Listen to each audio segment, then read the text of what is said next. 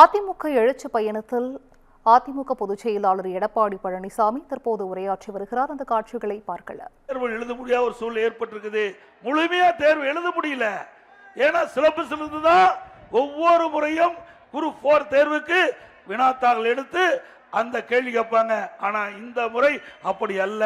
அதோடு தேர்வு முடிந்த பிறகு அந்த எழுதின தேர்வு தாள்கள் அதை முறையாக சீலிட்டு கொண்டு போகல.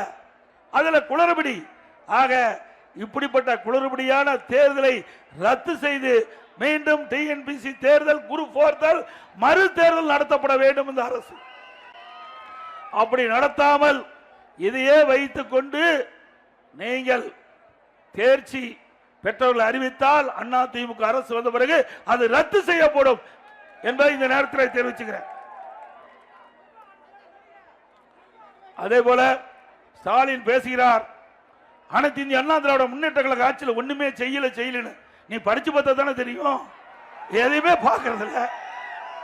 திரு ஸ்டாலின் அவர்களே 2010 2020 வரைக்கும் அதிமுக ஆட்சியில் என்ன செய்தோம் என்று படிச்சு பாருங்க. இல்லைங்களா கேட்டு தெரிஞ்சுக்கங்க. எதுவுமே தெரியாத, ஒண்ணுமே தெரியாத அதிமுக ஆட்சியில் ஒன்னும் செய்யல என்று தவறான தகவலை இனி பொதுக்கூட்டத்திலையும் வெளியிலையும் பேட்டி கொடுக்காதீங்க. ஏன்னா நாங்க செஞ்சதெல்லாம் ஒவ்வொரு கூட்டத்திலையும் சொல்லிட்டு இருக்கிறோம். ஒரே ஆண்டுல 11 அரசு மருத்துவக் கல்லூரி கொண்டு வந்திருக்கோம்ல. 11 அரசு மருத்துவக் கல்லூரி. அம்மா இருக்கின்ற பொழுது 6 மருத்துவக் கல்லூரி மருத்துவமனை.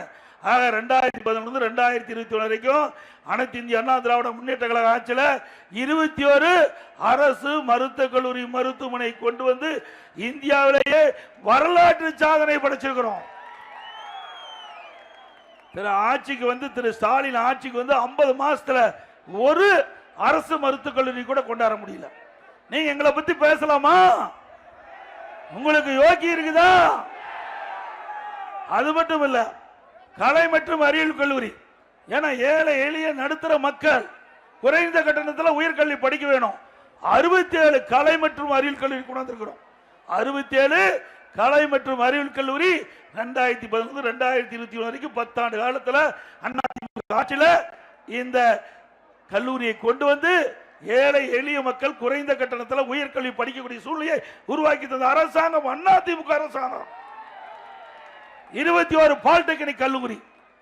அதே நீங்க பாத்தீங்கன்னா பொறியியல் கல்லூரி 4, வேளாண்மை கல்லூரி 5, கால்நடை மருத்துவக் கல்லூரி மருத்துவமனை 5, சட்டக்கல்லூரி 7 சட்டக்கல்லூரி கொண்டாந்து, ஐடி கல்லூரி. இப்படி ஏராளமான கல்லூரி திறந்ததின் விளைவு இன்றைக்கு உயர்கல்வி படிக்கக்கூடிய எண்ணிக்கை இந்தியாவிலேயே முதல் மாநிலம் என்ற பெயரை பெற்றுக்கிறோம் உயர்கல்வி படிப்பதில். திரு ஸ்டாலின் அவர்களே, தயவு செய்து அருள் கூர்ந்து நாங்கள் செய்த சாதனை என்று நான் கூட நீங்க சொல்ல மாட்டீங்க. ஆனா அனைத்து இந்திய அண்ணா திராவிட முன்னேற்ற கழக ஆட்சியில என்னென்ன கல்லூரி திறந்துக்கப்பட்டது, எவ்வளவு பேர் படிச்சாங்க, அந்த புள்ளிவிவரத்தை தெரிஞ்சுக்க. இனி தெரிஞ்சு பேசுங்க. அதிமுக ஆட்சியில் தான் கல்விக்கு முன்னுரிமை கொடுத்தோம். இன்றைக்கு நாட்டிலேயே உயர்கல்வி படிப்பதில் முதல் மாநிலம்னா அது அதிமுக ஆட்சியில தான். அதோட இன்னொன்னு சொன்னார், அந்த தேர்தல் அறிக்கையில் திமுக ஆட்சிக்கு வந்தா 5 லட்சம் பேருக்கு அரசின் மூலமாக வேலை வாய்ப்பு பெற்று தருவதா சொன்னாங்க. அரசு காலி பணியிடங்கள் 3 லட்சம், அரசு சார்ந்த காலி பணியிடங்கள் 2 லட்சம், மொத்தம் 5 லட்சம் காலி பணியிடங்கள் நிரப்பப்படும் என்று திராவிட முன்னேற்ற கழக தேர்தல் அறிக்கையில் திரு ஸ்டாலின் வெளியிட்டிருக்கார். இதுவரைக்கும் எவ்வளவு காலி பணியிடங்கள் நிரப்பியிருக்கிறீங்க? கடந்த சட்டமன்ற கூட்டத்தில் வெறும் 50,000 பேர் தான் காலி பணியிடங்கள் நிரப்பப்பட்டதாக அறிவிப்பு. இந்த 3 மாதத்துக்கு முன்பு ஒரே மாதத்தில் தமிழ்நாட்டில் 20,000 அரசு ஊழியர்கள் இன்றைக்கு பணி ஓய்வு பெற்றுக்கிறாங்க. ஒரு 3 மாசத்துக்கு முந்தி. இந்த 4 வருஷத்துல சுமார் 75,000 அரசு பணியாளர்கள் ஓய்வு பெற்றுக்கிறாங்க. அப்படின்னா நீங்க எங்க நியமிச்சீங்க? அந்த ஓய்வு பெற்ற அளவிற்கு கூட புதிய அரசு பணியில பணியாளர் நியமிக்கலையே. அத்தனையும் பொய். இப்படிப்பட்ட அரசாங்கம் தேவையா? படித்த இளைஞர்களுக்கு எப்படி வேலை கிடைக்கும்? வேண்டும் என்ற திட்டமிட்டு பொய் பேசி இளைஞர்களை ஏமாற்றி இன்றைக்கு ஆட்சிக்கு வந்த அரசாங்கம் திமுக அரசாங்கம். அது மட்டுமல்ல, இன்றைய தினம்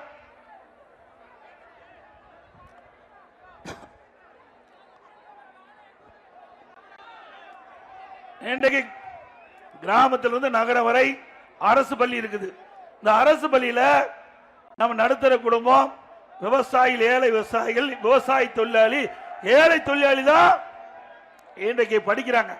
அரசு பள்ளியிலே 41% படிக்கிறாங்க. சுமார் 3,81,000 பேர். இதுல 2017-18 ஆண்டு வெறும் 9 பேர் தான் அந்த நீட் தேர்வுல தேர்ச்சி பெற்று மருத்துவக் கல்வி படிச்சாங்க. அதன் அடிப்படையில் அனைத்து இந்திய அண்ணா திராவிட முன்னேற்ற கழக அரசாங்கம் எதிர்க்கட்சி கோரிக்கை வைக்கல, நாட்டு மக்கள் கோரிக்கை வைக்கல. என்னுடைய சிந்தனையிலே உதிக்கப்பட்டது அரசு பள்ளியை படிக்கின்ற மாணவர்களுக்கு 7.5% உள்ளிடஒதுக்கீடை கொண்டு வந்து சட்டம் இயற்றப்பட்டு அமுல்படுத்தப்பட்டு இன்றைய தினம் 2818 பேர் அந்த உள் ஒதுக்கீட்டின் மூலமாக மருத்துவ கல்வி படித்துக்கிட்டு இருக்கிற சூழ்நிலையை உருவாக்கி தந்த அரசாங்கம் அதிமுக அரசாங்கம். இந்த 7.5% உள்ளிட ஒதுக்கீட்டில் தேர்வானவர்கள் ஏழை மாணவர்கள். அவர்கள் மருத்துவ கல்வி கட்டணம் கட்ட முடியாது. அதை அறிந்து அந்த மருத்துவ கல்வி கட்டணத்தை அரசாங்கமே ஏற்கும். அந்த உத்தரவையும் போட்டு ₹1 செலவு இல்லாம இன்னைக்கு 2818 பேர் அரசு பள்ளி படித்த ஏழை எளிய குடும்பத்தை படித்த மாணவர்கள் மருத்துவ கல்வி படிக்கிறாங்க. இப்படிப்பட்ட சாதனை அதிமுக ஆட்சியில் தான் பார்க்க முடியும், திமுக ஆட்சியில் பார்க்க முடியும். சட்ட ஒழுங்கு அடியோடு சீர்கட்டு விட்டது. எங்க பார்த்தாலும் போதைப் பொருள் விற்காத இடமே இல்லை. மாணவர்கள், இளைஞர்கள், பொதுமக்கள் போதைக்கு அடிமையாகி இன்னைக்கு தமிழகத்தில் சீரழியக்கூடிய காட்சி நாம் பார்த்துக்கிட்டு இருக்கிறோம். இன்றைக்கு தமிழ்நாட்டில் இன்றைக்கு காவல்துறை செயல்பாடுகள் முற்றிலும் செயலிழந்திருக்குது. அத்தனையும் அரசியல். இன்றைக்கு இருக்கின்ற ஆளுங்கட்சி சேர்ந்த அரசியல் பிரமுகர்கள் காவல்துறையை சுதந்திரமாக செயல்பட விடாத காரணத்தினால அவர்கள் இந்த போதைப் பொருள் தடுப்பை முழுமையாக நிறைவேற்ற முடியல. அதனால எங்க பார்த்தாலும் போதைப் பொருள் விற்பனை அமோகமா விற்பனை ஆயிட்டு இருக்குது. இன்றைக்கு போன வருஷத்துக்கு முந்தைய வருஷம் காவல்துறை மானியம் நடைபெற்றது. அதுல 20வது பக்கத்தில் திரு ஸ்டாலினே கொடுத்திருக்கிறாரு. இன்றைக்கு தமிழகத்தில் கல்லூரிக்கு அருகில, பள்ளிக்கு அருகில இன்றைக்கு போதைப் பொருள் விற்பனை செஞ்சவங்க 2348 பேர்.